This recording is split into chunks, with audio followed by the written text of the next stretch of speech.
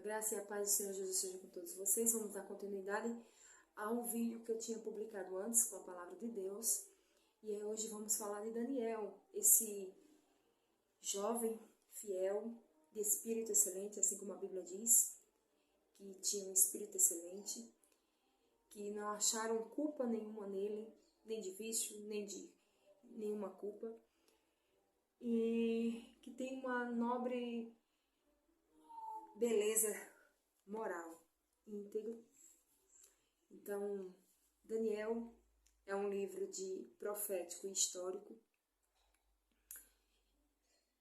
É uma mensagem, essa mensagem que eu acabei de ler, é uma mensagem desesperadora e tão necessária para o nosso tempo, pois ela é uma radiografia da alma. O livro de Daniel, irmãos, Daniel, em especial, é conhecido como o Apocalipse do Antigo Testamento. Ele olha o passado, ele interpreta o presente e descobre o futuro. Ele também nos mostra como ser íntegro na adversidade e na prosperidade. Como confiar em Deus pelo que Ele é e não somente pelo que Ele faz. Então, o abençoador é mais importante que as bênçãos. O doador é mais importante que a dádiva. Porém, o livro também de Daniel nos traz uma mensagem consoladora, uma mensagem de conforto, porque mostra Deus governando o mundo e conduzindo a igreja a um final vitorioso. Glória a Deus. Então, amados e amadas irmãos que estão assistindo e vendo esse vídeo, não importa se cruzamos vales escuros, não importa se passamos por vales, não importa se somos banidos a prisões, se somos odiados pelo mundo, a igreja de Deus, amada de Deus, selada por Deus, ela é mais que vencedora. Amém? Então aqui, Daniel, ele não perdeu sua integridade, apesar, mesmo estando em um ambiente cercado, um ambiente com cheiro de enxofre, o que nos faz dizer e nos permite dizer que é um ambiente corrompido. Daniel proclama que as coisas acontecem porque Deus as determina. E aqui os filhos são disciplinados. Começa a disciplina de Deus. Irmãos, disciplina é um ato de amor, mesmo aquela disciplina que é ministrada com lágrimas, mesmo que seja regada por lágrimas, é um ato de amor. E aí esse texto de Daniel, esse que a gente acabou de ler no outro vídeo, nos destacamos verdades, grandes verdades, né? Algumas verdades aqui nesse texto. Que a obediência traz bênção e a desobediência, maldição.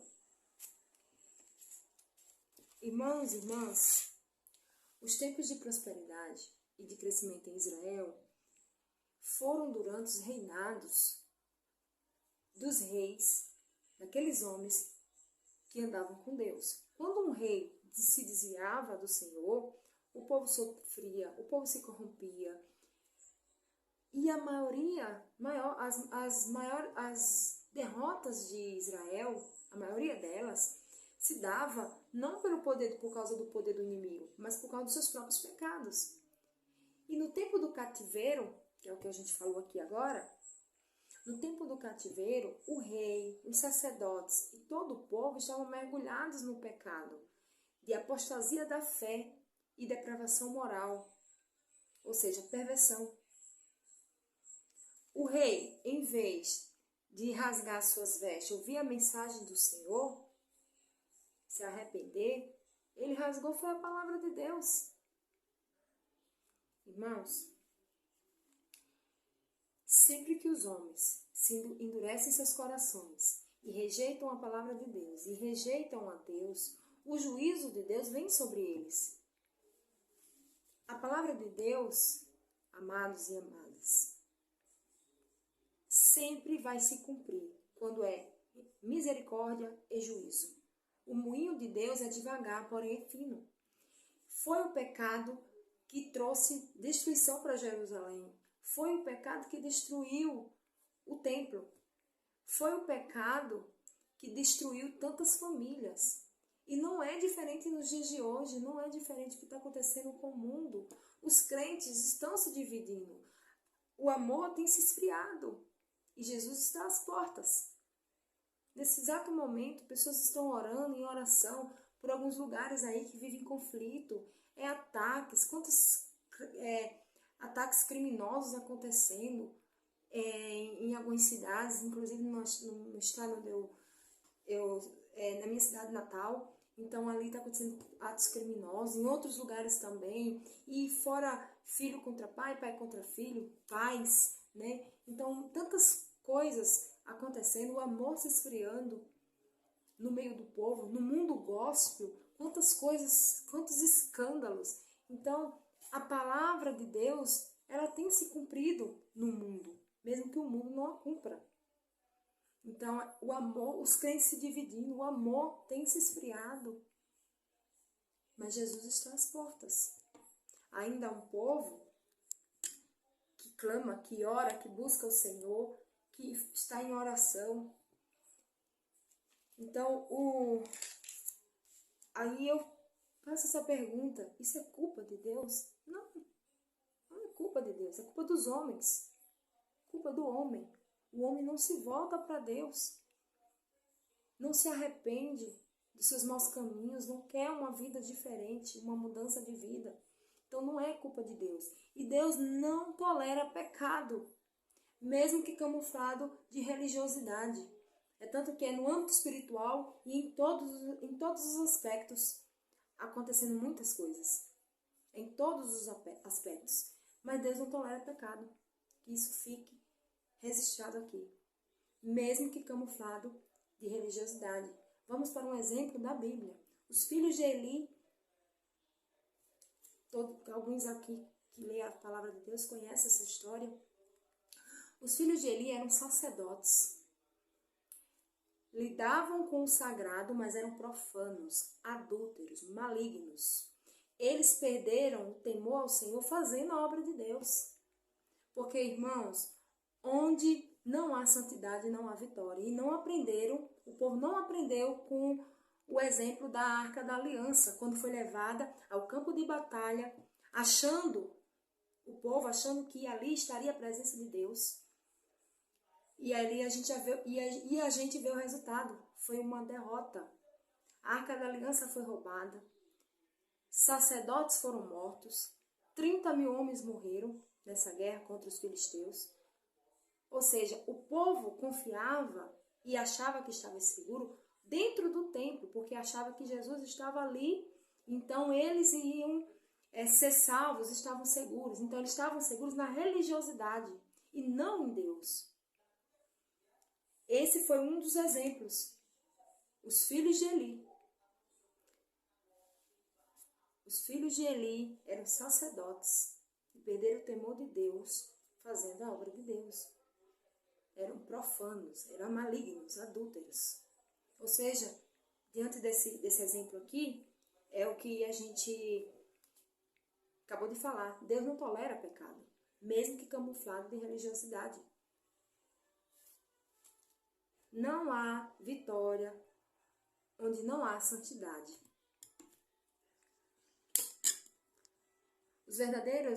Irmãos, os verdadeiros tesouros espirituais, quando são perdidos na nossa vida, as perdas dos tesouros materiais são retirados de nós como uma disciplina de Deus. Vem como disciplina de Deus quando Deus tira os tesouros materiais. Quando os tesouros espirituais são perdidos na nossa vida, Deus vai e disciplina o povo. O Senhor tira para nos corrigir. Deus alerta a igreja de Efésios, irmãos, que ele removeria o candeeiro, caso ela não se arrependesse. Irmãos, escuta isso aqui. O mesmo Deus que usa a vara é o mesmo Deus que a quebra, caso ela deixe de compreender que é só um instrumento nas mãos do Senhor. Vamos aqui no texto, no versículo 2, o Senhor fala assim, ó o que o rei ímpio faz. No ano terceiro do reinado de Joaquim, o rei de Judá veio Nabucodonosor, rei da Babilônia, a Jerusalém e a sitiou. E o Senhor entregou nas suas mãos a Joaquim, rei de Judá, e uma parte dos utensílios da casa de Deus, e ele os levou para a terra de Siná, para a casa do seu Deus, e pôs os utensílios na casa do tesouro do seu Deus. Irmãos, o rei ímpio demonstra mais zelo pelo seu Deus do que o povo de Deus pelo Deus do céu, pelo Deus vivo. Olha o que o rei ímpio faz. Ele pega os tesouros, os vasos, e leva para a casa do seu Deus. Ele não leva para a casa dele, ele leva para a casa do seu Deus. O seu ídolo morto. É para lá que ele leva. Ele mostra, o rei ímpio mostra mais zelo com o seu Deus do que o povo de Deus, com o Deus vivo, o Senhor do céu e da terra. Às vezes, os ímpios são mais fiéis a seus ídolos mortos que o povo de Deus ao Senhor, Deus vivo. Isso aqui traz uma lição para nossas vidas. Porém, no meio de todo esse cenário devastador e triste de Israel, existe um jovem fiel, um jovem íntegro, um jovem que teve coragem de ser diferente. Um jovem, apesar de um passado de dor, de perdas. A vida de Daniel, irmãos e irmãs, é um farol a nos ensinar o caminho certo no meio da escuridão. E o testemunho de Daniel, ele rompeu as barreiras e até hoje ele encoraja homens e mulheres a viver uma vida de integridade, a não negociar seus valores, a não negociar a sua essência, a não agir como os outros, a não ser igual aos outros no meio onde você está. No meio de uma geração que está se corrompendo, que se corrompia, Daniel possuía valores absolutos. Ele ainda jovem, mas conhecia a Deus. Daniel, apesar de tantas perdas, ele não se deixou envenenar por mágoa nem por ódio, porque muitos daqueles que foram também levados cativos ficaram com ódio dos seus inimigos, rancor, com depressão, com tantas coisas ruins dentro de si. Daniel, em vez disso, buscou ser um instrumento na vida deles. Daniel escolheu ser uma luz. Daniel foi um influenciador e não influenciado. Daniel nos traz uma grande reflexão, que não é o que as pessoas nos fazem que importa, mas como nós reagimos a isso. Daniel não se corrompeu, se manteve fiel e puro diante de Deus.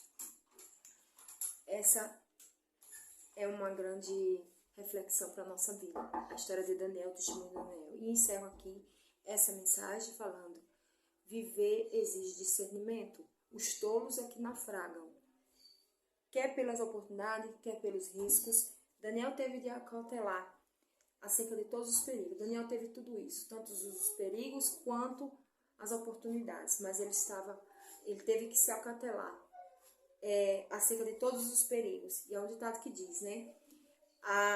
Que todas as maçãs do diabo são bonitas, mas elas têm bicho. Os banquetes do mundo, irmãos e irmãs, são atraentes, mas o mundo jaz o maligno.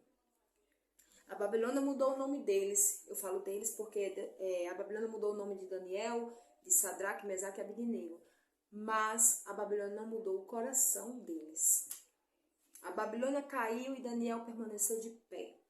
Essa é uma reflexão muito linda para a nossa vida e um testemunho no qual a gente precisa entender que a guerra e a luta não é pela preservação da vida, mas pela firmeza da fé.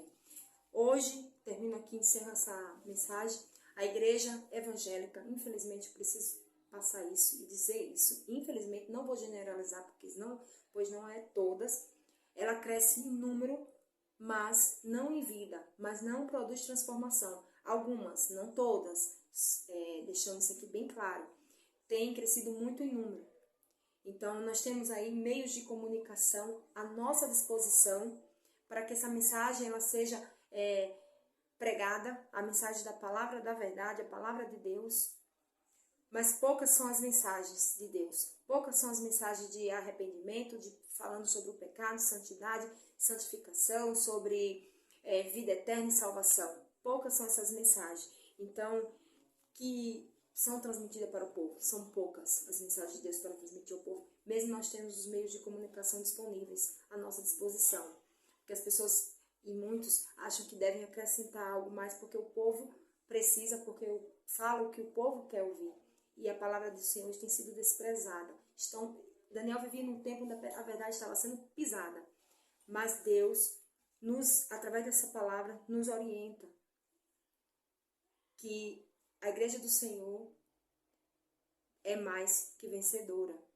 Que as portas do inferno não prevalecerão contra ela. Nós temos que resistir, que possamos romper, resistir com fé. Firmados em Deus, o autor e consumador da nossa fé. Amém? Que Deus abençoe o seu dia. Fique com essa palavra.